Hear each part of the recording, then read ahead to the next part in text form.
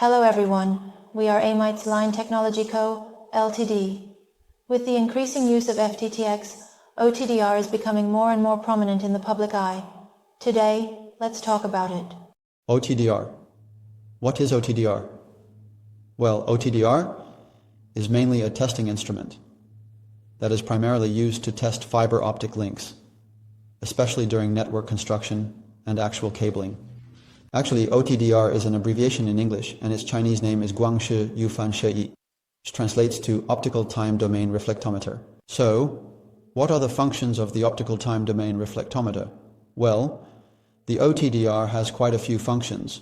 Mainly, it allows us to perform online testing of fiber optic length, its attenuation coefficient, continuity at points, and specific losses at splice points. Well, you can see that its range of applications is quite extensive.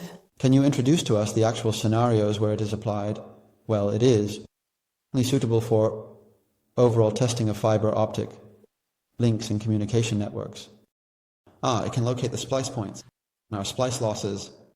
For example, when we talk about splice points, we refer to the signal at the splice points on the link, including the signal from fusion splices, cold splices, and the quick connectors we often hear about.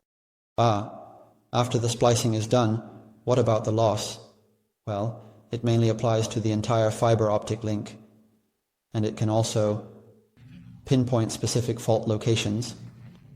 For example, if there's a sudden increase in loss at a certain point on the fiber optic link, which leads to poor data transmission, it can quickly locate the exact position of the light, such as at which end and at what distance in kilometers.